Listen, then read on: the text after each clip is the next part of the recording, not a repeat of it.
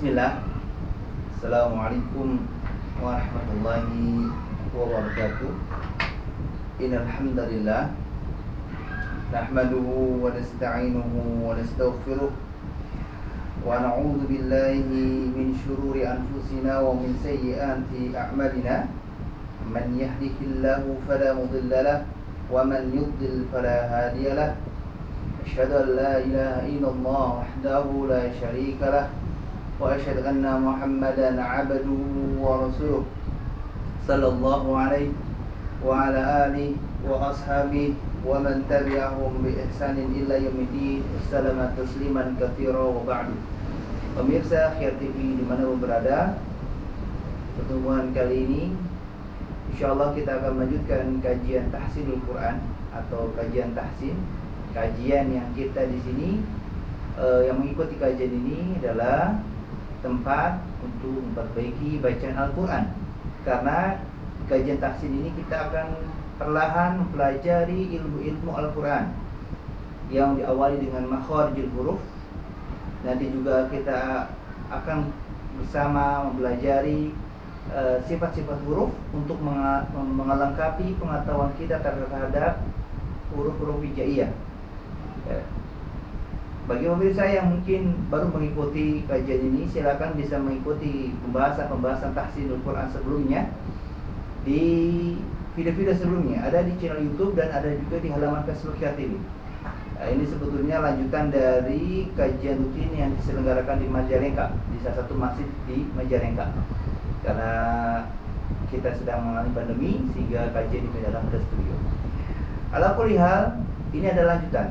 Jadi pembahasan tentang makharijul huruf tidak akan saya ulangi, hanya mungkin akan sedikit diulas jika berkaitan dengan pembahasan yang sedang kita kaji bersama saat ini. Dan pembahasan yang akan kita bahas hari ini adalah tentang sifat huruf. Ini sekali lagi akan melengkapi pengetahuan kita terhadap makharijul huruf, tempat-tempat keluarnya huruf. Ini terkait tentang setiap huruf hijaiyah. Jika makharijul huruf kita membahas tentang bagaimana cara mengeluarkan huruf di tempat yang benar, maka di sifat huruf kita akan mengetahui huruf-huruf hijaiyah ada kalanya satu huruf memiliki beberapa sifat, dan ada kalanya juga sifat ini perlu kita bedakan karena ada kaitannya dengan lawan dari sifat tersebut. Karena nanti ada sifat-sifat yang memiliki lawan, ada yang tidak memiliki lawan.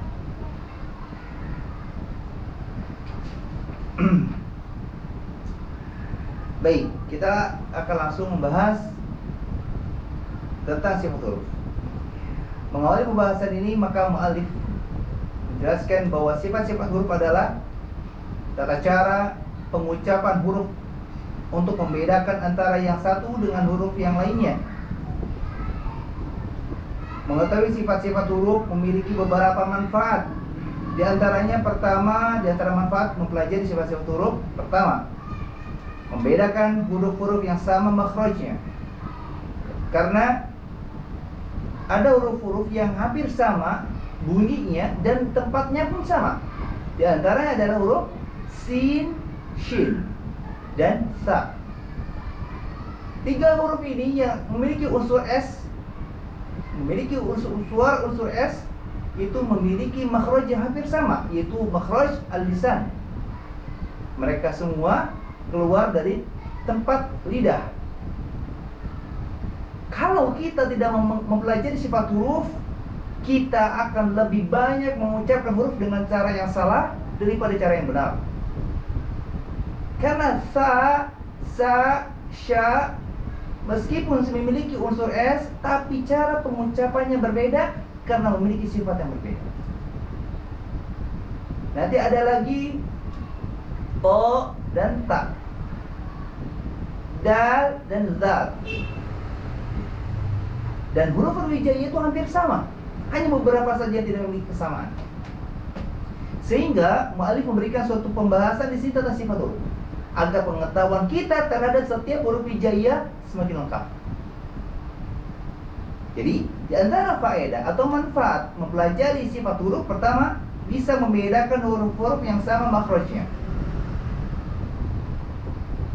Kemudian yang kedua, pengucapan huruf bisa sesuai dengan makhraj dan sifatnya secara tepat.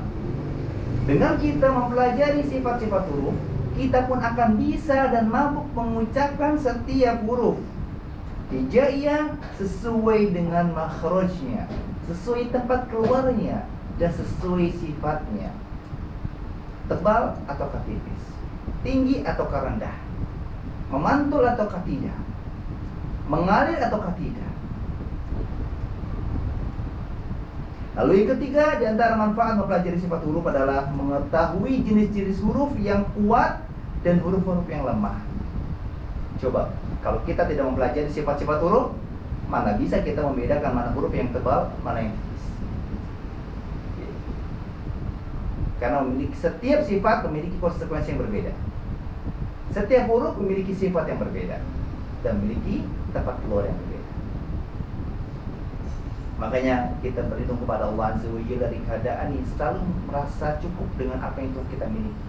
Seolah-olah mempelajari Al-Quran, membaca Al-Quran, melafalkan Al-Quran, itu cukup mengandalkan ilmu yang kita pelajari ketika masa-masa kecil, ketika belajar di TK, atau mungkin ketika di MD, ada sadini, atau ketika kita dulu ngaji setiap maghrib di tempat-tempat guru kita, ada yang mungkin di rumah, ada yang di pesantren, ada di masjid.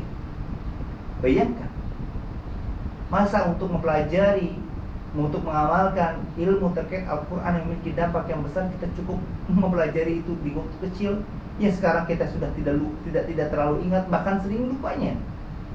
Apalagi dulu ketika kecil kita belajar sambil main, mana ada kita connect, mana ada kita paham terlalu detail.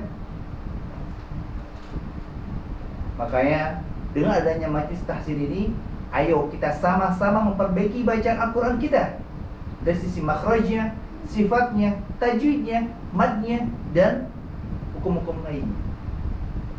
Tidak pandang bulu usia, tidak pandang bulu jenis kelamin, dan tidak pandang bulu profesi.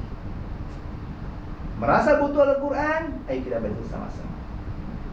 Apakah kita tidak malu ketika kita membaca Al-Quran, didengar oleh pasangan hidup kita, oleh suami atau istri kita, didengar oleh anak-anak kita, didengar oleh keluarga kita, bahkan didengar oleh murid-murid kita? Kita masih belepotan, panjang pendek masih berantakan, makhrajul huruf masih semrawut. Allah musta'an.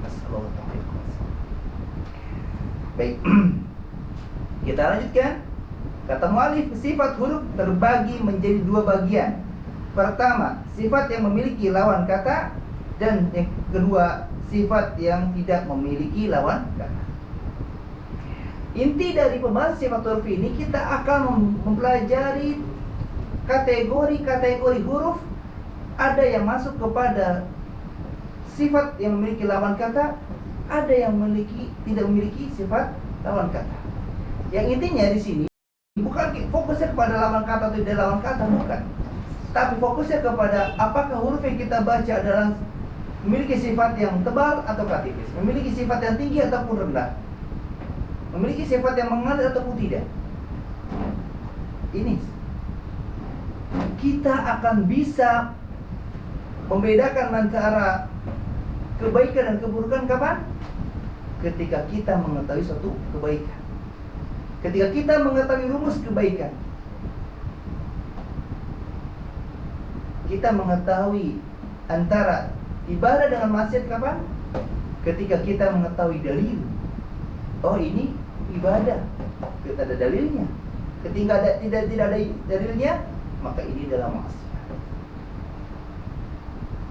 Ketika kita akan bisa mengetahui mana huruf yang harus kita baca dengan tebal, mana yang tipis, kapan? Ketika kita mengetahui mana huruf-huruf yang tebal. Itu rumus saja. Tapi ketika kita bisa mengerti kedua-duanya, ini luar biasa. Tapi setidaknya ketika kita mengetahui dari sisi atau salah satu di antara sifat tersebut, atau dari salah satu hal tersebut, maka akan memudahkan kita bisa membedakan antara yang satu dan hal-hal lainnya. Baik, kita langsung bahas rinciannya.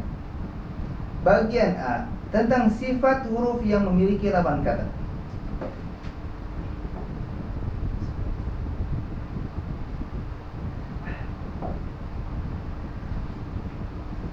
Di antara sifat huruf yang memiliki lawan kata, pertama ada namanya jahar. Terlihat tidak di kamera? Ya, ini lawan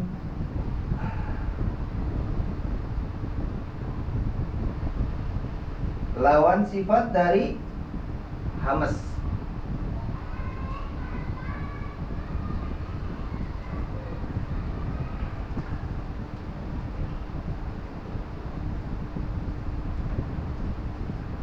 Kita bahas dulu hamas. Kata mu'allif,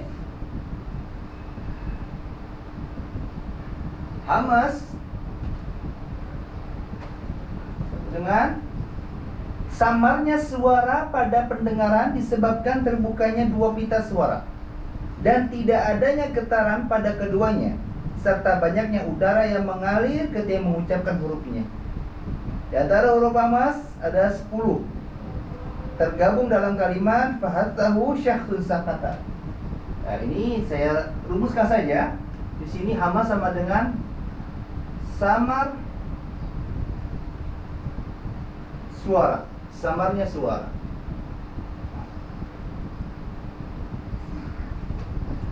Dan di antara hurufnya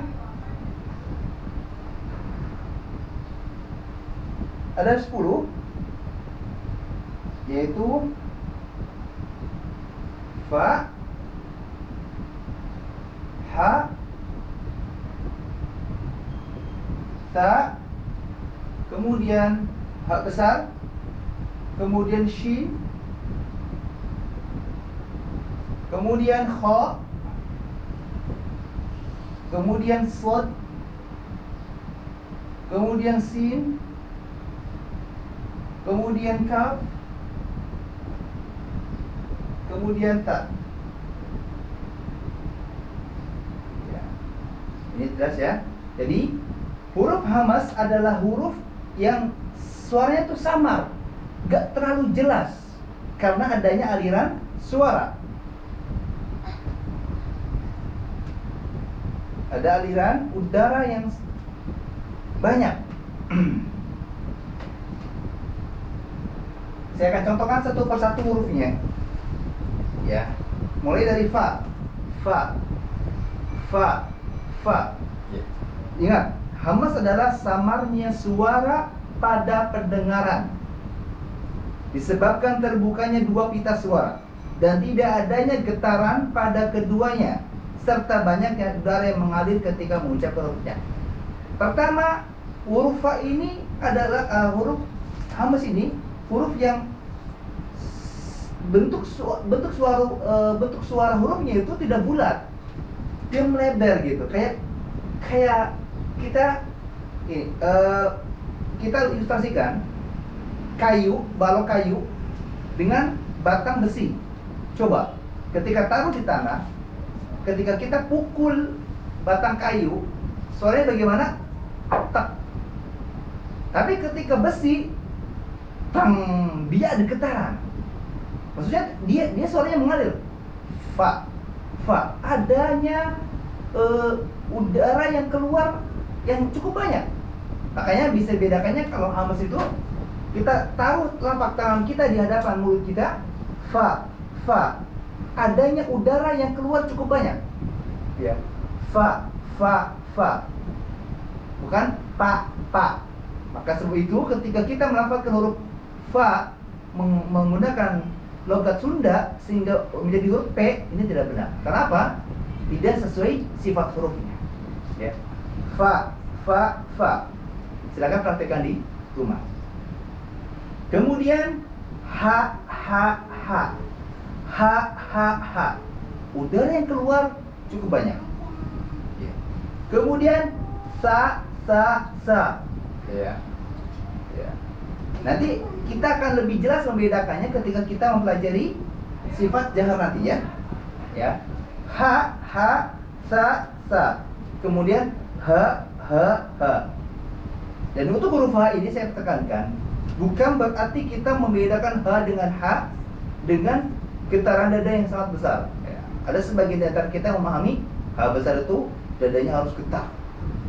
dengan kencang. Nggak begitu, tapi karena keluar dari tenggorokan bagian bawah. Ya. Kenapa keluar? Kenapa membuat data itu bergetar? Meskipun dia terlalu besar getarannya karena keluar dari tenggorokan bagian bawah. Tapi yang kita fokuskan adalah di sini adalah keluarnya udara ketika melafazkan huruf-huruf hamas, di antaranya huruf h. Kemudian sya.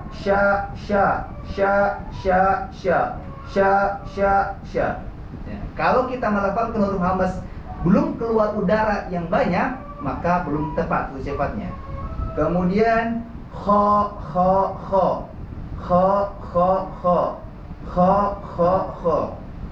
Kemudian slot,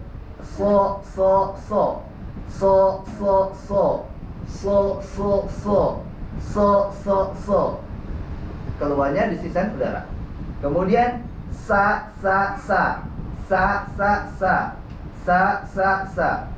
Kemudian ka.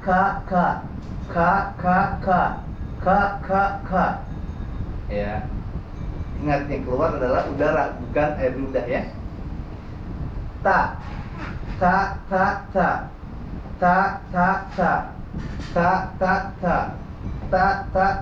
Ya. Ta. Silakan praktikkan setiap hurufnya ya di tempatnya masing-masing dan gunakan cermin untuk memastikan makhraj yang kita lafalkan betul atau salah, dan kita bantu dengan tangan untuk memastikan kalau ini berkaitan dengan udara yang kita bisa raba, kita bisa pastikan sudah sesuai atau belum. Kalau belum sesuai, terus ulangi. Kalau sudah sesuai, lanjutkan huruf-huruf yang lainnya. Jadi saya ulang lagi, hamas sama dengan samarnya suara dan keluarnya udara.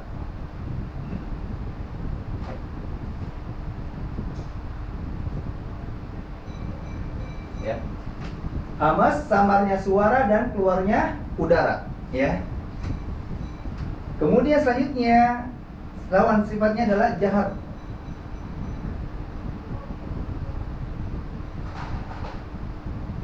Sama dengan jahar adalah jelasnya suara pada pendengaran disebabkan tertutupnya dua pita suara dan adanya getaran pada keduanya, serta banyak tertahannya aliran nafas ketika huruf tersebut dibaca dari makhrajnya. Huruf jahar adalah selain dari huruf hamas. Ya. Saya ulangi, jahar sama dengan jelasnya suara, ya, dan tertahannya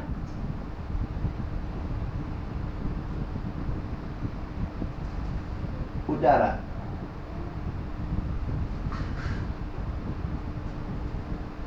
Jahar adalah jelasnya suara dan tertahannya udara.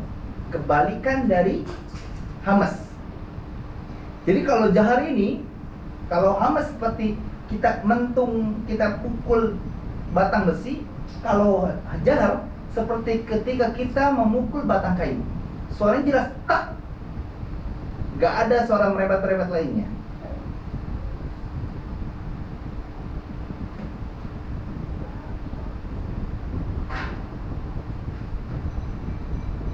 Contoh, ya, contoh saja. Jadi pokoknya gini, kita fokus ke hamas, ya. Pengertiannya, huruf-hurufnya. Sehingga ketika kita sudah paham hamas, kita akan lebih mudah memahami jahar. Kenapa? Huruf-huruf jahar adalah selain dari huruf-huruf hamas, dan pengertian jahar adalah kebalikan dari pengertian hamas. Jadi huruf-hurufnya selain dari huruf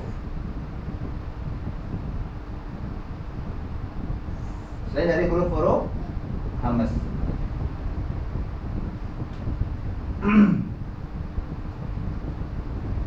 Seperti contoh, kita ambil contoh ba, ya, bahkan tidak termasuk dalam huruf hamas. Ba, dia jelas, bentuk hurufnya jelas. Ba, tidak ada aliran udara di situ karena tatanan. Ba, ba, ba. Kalau kita melafalkan huruf jahar, ternyata keluar udara, maka itu belum benar, belum tepat. Ya. Ba, ba. Ya. Kemudian huruf a, a, a, a. Akhir dari suara huruf tersebut jelas. Ada ujungnya, ada bentuknya. Kayak hamas itu kayak gini. Kalau kita bicara hamas, seperti kita mentung apa? Mangkok tuh. Teng, ada rembetan suaranya. Tapi kalau betul kayak kan ini kalau karena kayu meja ada besinya jadi getaran. Tapi kalau misalkan kita ini deh ijik lantai, tak, suaranya jelas.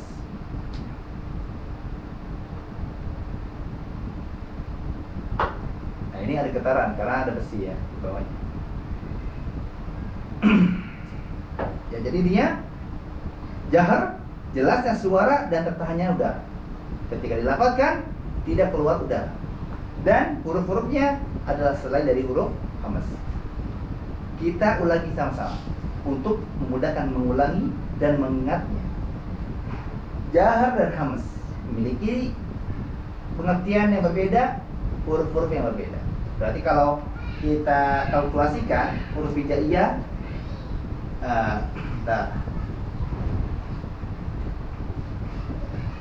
huruf hijaiyah ada 28 ya. Berarti dikurangi berapa ini? 10. Total berapa? 18. Berarti ini ada 10 huruf. Ini ada 18 huruf. Ya.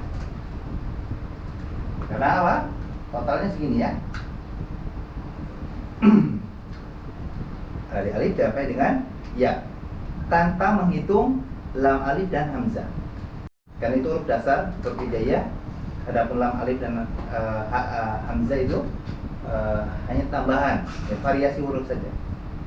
Karena kalau dengan lam, alif dan hamzah itu jadinya 30 ya. Tapi yang sudah menjadi kesepakatan, maka huruf hijaiyahnya 28. Allah. Untuk mematangkan ilmu ini, silakan teman-teman pemirsa KR TV bisa mempraktikannya terus, mengulang-ulangnya sampai benar-benar bisa dan ringan membacanya. Karena biasanya kalau belajar makharijul huruf atau belajar tahsinul Quran itu mulut agak capek karena apa? Harus dilatih terus. Ya. Ini agar apa? Yang tadinya kaku jadi lentur. Ya.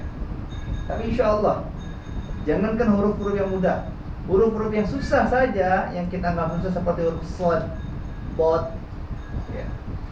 Ketika kita terbiasa mempelajarinya, mempraktikannya dan mengamalkannya di setiap bacaan Al-Quran, setiap bacaan salat, bacaan-bacaan doa kita, insya Allah akan menjadi sangat mudah. Yang mudah menjadi sangat mudah, yang susah menjadi mudah. Insya Allah. Bismillah.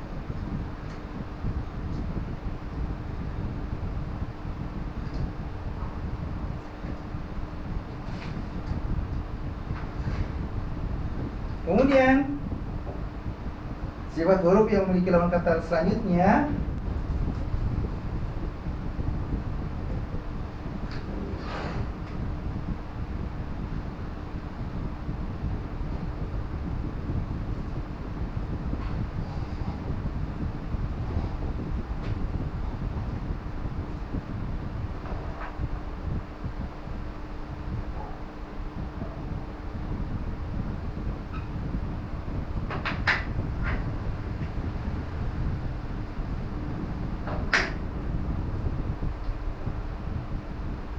yang kedua adalah syiddah.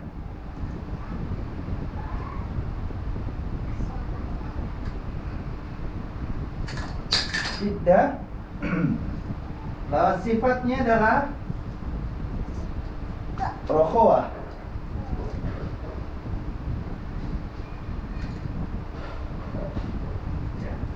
Syiddah lawan kata dari lewat sifat, lawan sifat tadi rokhawah. Pengertiannya adalah syiddah adalah tertahannya aliran suara akibat dari tertutupnya makhraj. Jadi di sini ini satu pengertian.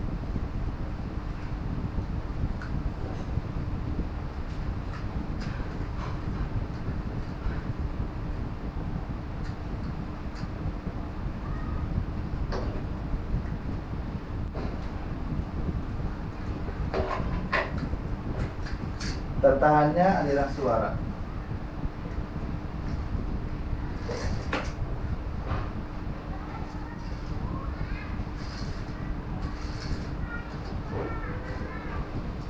Ya, tertahannya aliran suara untuk syiddah.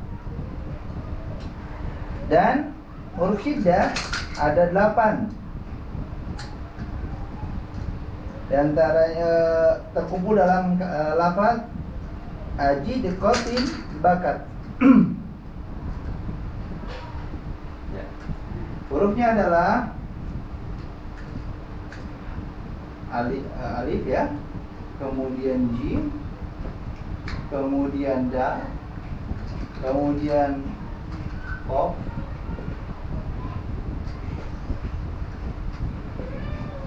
qaf, kemudian po, kemudian ba, kemudian kaf, kemudian ta.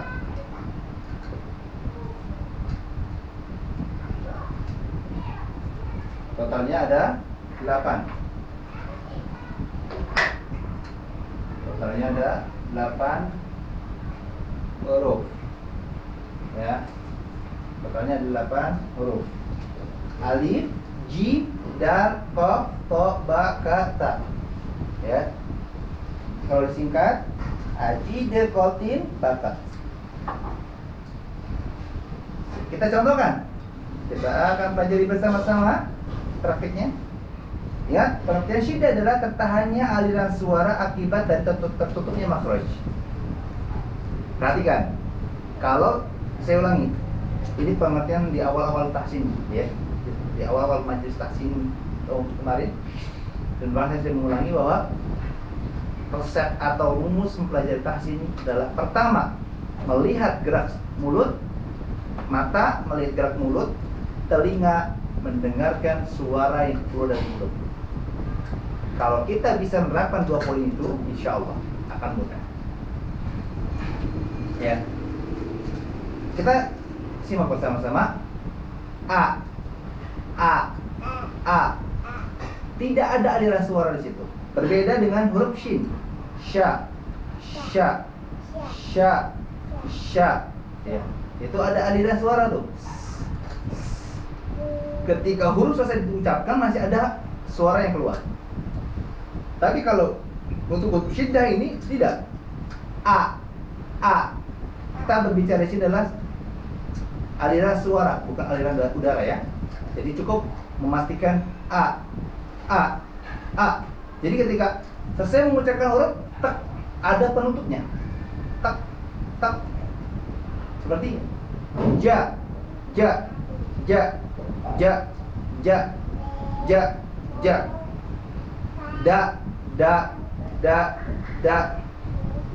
Kan hanya di sini. Kalau di sini ya. Da. Bukan da. Bukan begitu, tapi da. Kemudian ko. Kemudian po.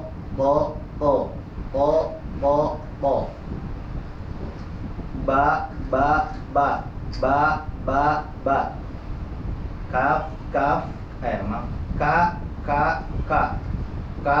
Kaf. Ka. Lihat di sini adalah tertahannya aliran suara. Yang kita fokuskan adalah suaranya, bukan udaranya. Ya. K Ka, ka, ka. Ka, ka, ka. Ta, ta, ta. Ta, ta, ta. Ta, ta, ta. Silakan praktikkan di tempatnya masing-masing. Kalau belum bisa, terus belajar. Insya Allah akan dimudahkan oleh Allah bisa mengamalkannya dengan istiqomah. Kemudian rokoah.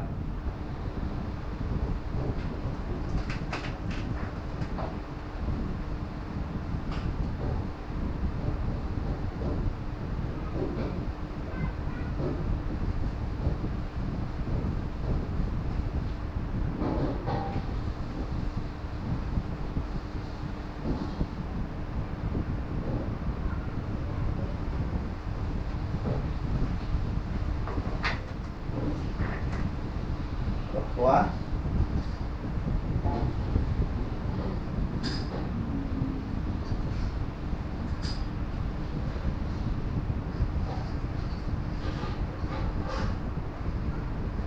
Rokoah artinya adalah mengalirnya suara pada tempat keluarnya. Hal ini karena lemahnya sandaran huruf tersebut pada makhrajnya. Ya. Kalau ini berarti keluarnya aliran suara.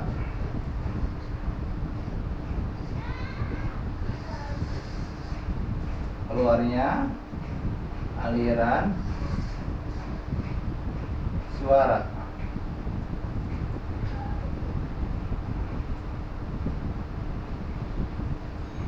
Adapun untuk huruf-huruf rokoah adalah selain huruf syiddah dan bayyinah. Ya. Karena untuk bagian keduanya sebetulnya ada 3 jenis.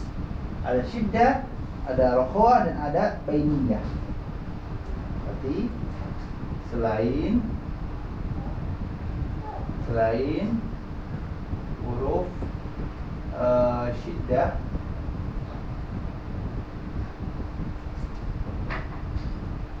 maaf ya jika tulisannya terkadang tidak jelas.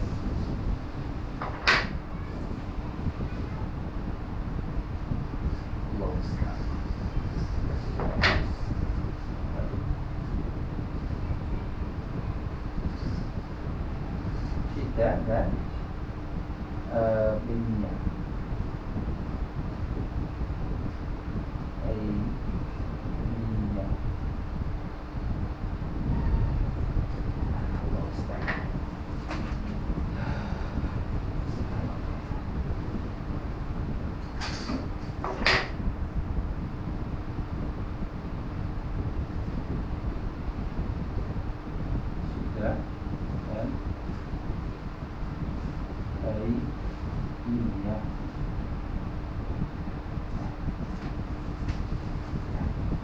Rokoah adalah keluarnya atau mengalirnya suara pada tempat keluarnya. Kalau secara makna kebalikan dari syiddah. Kalau syiddah tertahan aliran suara, kalau rokoah keluarnya aliran suara. Untuk memudahkan kita akan memudahkan kita memahami rokoah lebih jelas dan lebih detail. Bahas dulu bagian ketiganya.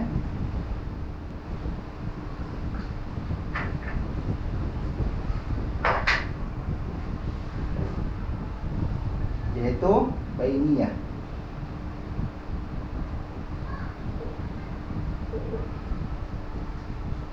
Atau dengan istilah tawassut.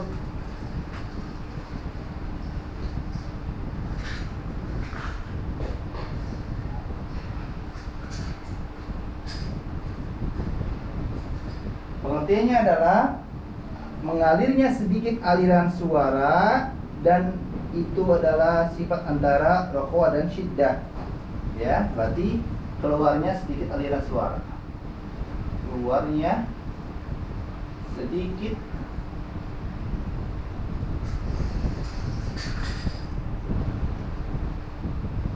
aliran suara.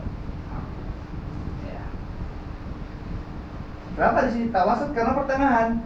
Dia tetap keluar tapi sedikit, tidak keluar. Dikatakan tidak keluar? Tidak, dikatakan keluar juga hanya sedikit. Baik, adapun huruf bayyinah Itu ada 5. Di antaranya terkumpul dalam lafaz lin umaru. Itu huruf lam, kemudian nun, ain, kemudian mim, kemudian ro. Ya. 5 huruf.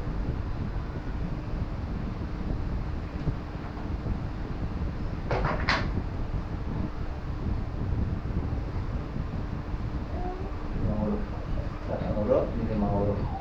Total 13. Berarti huruf rokhawah ada 15 huruf.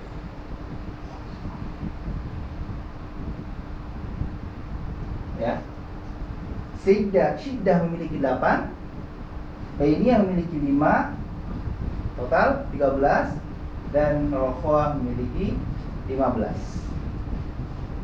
Ini total 28 dari total huruf hijaiyah. Saya ringkaskan, syiddah dan rokhawah sebetulnya memiliki pertengahan, yaitu ada namanya bainiyah. Ya, tapi karena kita di sini membahas lawan sifat, maka cukup 2, antara yang lemah ada yang kuat. Syiddah tertahannya aliran suara. Di antaranya ada 8 huruf yang memiliki sifat syiddah, yang suaranya ketahan, dia nggak mengalir. Itu a, ja, da, qaf, to, ba, kaf, ka, dan ta. Ya. Ke-8 huruf ini ketika hurufnya selesai diucapkan, suaranya juga berhenti. Tak, gak ada aliran suara setelahnya. Berbeda dengan huruf-huruf rokhawah dan bainiyah. Kalau bainiyah tetap keluar tapi sedikit aliran suaranya, bukan aliran udara ya. Adapun rokhawah alirannya lebih dari sedikit. Contohnya, antara huruf yang termasuk rokhawah, misal huruf H, ya, karena dia tidak termasuk huruf syiddah, tidak termasuk bainiyah. Contoh huruf H. H. Ketika suara H, huruf H selesai diucapkan, suaranya masih mengalir. H. Ya, kita fokuskan adalah aliran suara. H. Ya. Kho. Lalu za. Semua huruf yang ketika dilafadzkan, diucapkan masih adanya aliran suara yang keluar, maka bukan termasuk huruf syiddah. Kalau syiddah tertahan. Kalau rokhawah keluarnya aliran suara. Selain huruf syiddah dan bainiyah. Ada bainiyah, tawasud, dia sama seperti rokhawah, ya. Keluarnya sedikit aliran suara. Keluar aliran suara tapi sedikit, lebih sedikit jumlahnya daripada huruf rokhawah. Bainiyah hanya 5, yaitu la, na, ai, la, na, a, ma, ro. Ya, la, ma, na, a, ro. Dia tertahan tapi keluar sedikit. Dia keluar sedikit aliran suaranya. Ketika huruf selesai diucapkan, masih ada aliran suara yang keluar.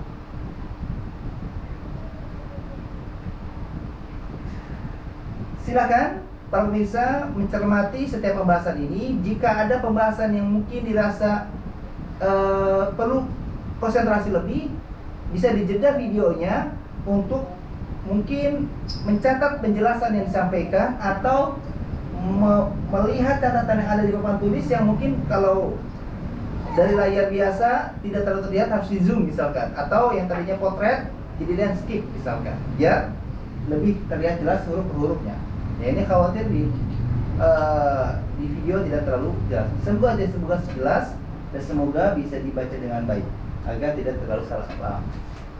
Karena pernah terjadi waktu itu di kajian tahsin, mungkin saya menulisnya juga tidak terlalu jelas, tapi tidak ada pertanyaan, sehingga ada pemirsa yang Masya Allah sangat rajinnya beliau, semoga Allah istiqomahkan beliau dalam untuk ilmu dan mengamalkannya serta mendakwahkannya.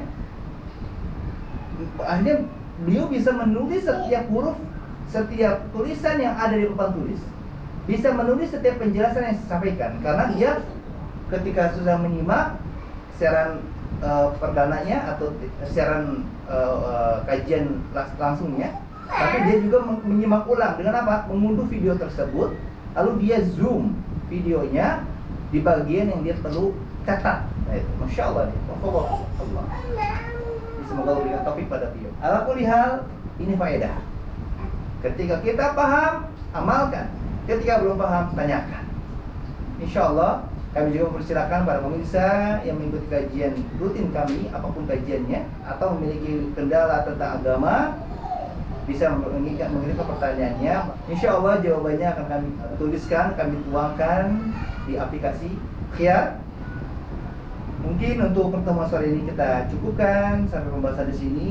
Insya Allah untuk sifat huruf yang keempat dan ketiga dan keempat akan dibahas di pertemuan selanjutnya. Karena insya Allah nanti di pertemuan selanjutnya kita akan praktik dari surah Asy-Syarah atau Al-Isyarah. Ya, diawali dengan kalimat Alam Nasyrah. Ini kita baca. Di sini kita akan bahas praktiknya di surah Al-Isyarah atau surat Asy-Syarah. Ya. Jadi nanti kita akan mempraktikkan sifat dari jahar, hamas, syiddah, rokhawah dan bainiyah. Bahkan di sifat selanjutnya ada isti'la, ada istifal, ada itbaq, ada juga infitah. Kita perlahan belajar, semoga menjadi ilmu yang berkah. Subhanakallah bihamdika, asyhadu an la ilaha illa anta, astaghfiruka wa atubu ilaik. Assalamualaikum warahmatullahi wabarakatuh.